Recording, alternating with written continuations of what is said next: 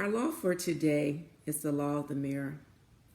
This law simply says we must see value in ourselves in order to invest in ourselves. There is a quote that goes along with it that basically says that the degree to which we believe there is potential in us really drives how much investment we're willing to make, whether that investment is time, that investment is money, whether that investment is being willing to seek out the right mentor, the right program to really unlock that law of the mirror. Is almost like a negotiation. When you go into a negotiation, one of the things you want to have done ahead of time is find out the value. You do a valuation of all the assets that are on the table. And then when you go into that negotiation, you want to know your bottom line. And your bottom line reflects your knowledge and your beliefs. You're also looking at how the person on the other side of the table is looking at the value. So when we place lower value on ourselves, we shortchange ourselves. We go in and take low salaries, for example, and then you hear someone else doing less of a job, doing it more poorly, and we're wondering, how do we end up with this salary? We must see the value in ourselves. Even though we may look like the kitten, when we look in the mirror, we need to look more deeply and see the roaring lion inside, right? We are more than just the surface. We've got to be able to look deeper and believe deeper. So personal development is the belief that you are worth the effort, the time, the energy needed to develop yourself. Some people come from a place of low self-image, low self-esteem, and quite honestly, none of us can control where we've come from. Having an awareness of what impact that experience may have had on you, I think is truly, truly one of the early steps. Understanding that, why do I have this thermostat that is saying I can't go above a certain salary, or maybe I'm not worthy to go up. A thermostat, let's say some people have a thermostat and it shows up as a limiting belief. And if you follow that, a thermostat sets a temperature. And what it's looking to do is, if the temperature in the room goes above that particular temperature, then the AC is gonna, it's set at 20 degrees. That's, it's not gonna let the temperature, it's always gonna be trying to moderate to that temperature.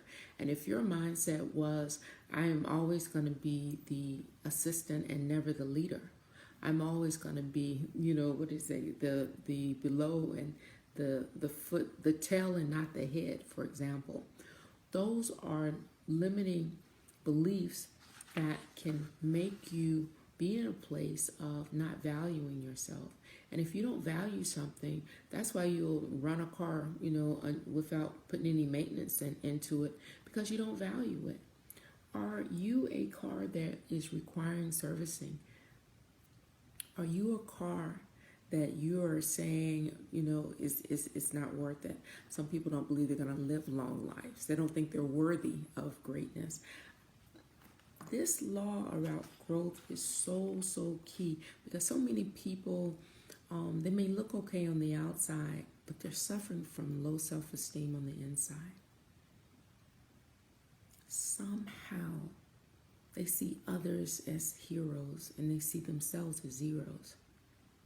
The law of the mirror encourages you to become the hero in your own story.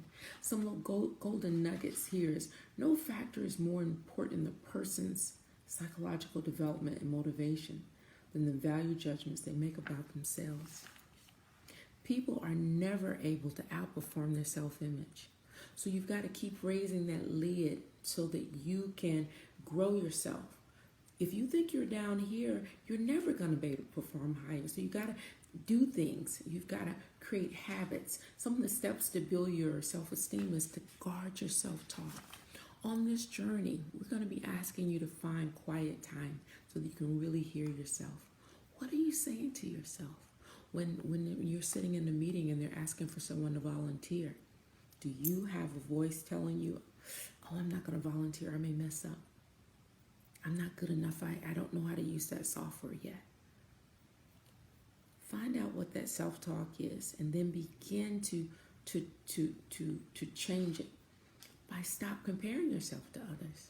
There are gifts that you have that nobody else on this earth has. The last law got you working on that SWOT. So remind yourself, if you have to put it on a post-it and put it on your computer, aspire, some of those words that will trigger you. But you tell yourself, I am a lion. I can tell more jokes and get people disarmed and laughing and moving on when we're doing a sales call than anybody else. And don't be afraid to remind others of that ability that you have. The other thing is, make a practice of adding value to others. When you lift others, you end up lifting yourself. And here's how this works. When you're engaging with folks, just practice the words.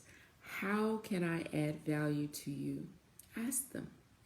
If you say it enough, number one, people will find things for you to do. Two, you will add value to them. And guess what? Their perception of the value that you can add goes up. And thirdly, your belief about your capabilities will also go up. So it's very, very important, adding values to others. Do the right thing, even if it's the hard thing. Practice small discipline daily in a specific area of your life. Habits. Coaching is about being able to come up with changes in your habits, where those habits done repeatedly begin to change your results.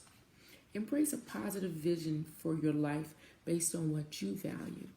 So don't copy paste other people's lives. Figure out what's important for you. And I already used to practice the one-word strategy. So at the end of the day, it's up to you to take responsibility for your life. It's not anybody else's. So before you go and ask someone else to invest in you, you invest in yourself. You take the first step. And remember, you can never steer a car that's parked. Get in motion. Get moving towards your growth, and you'll be amazed how it all comes together. The law of the mirror: be the hero in your own story.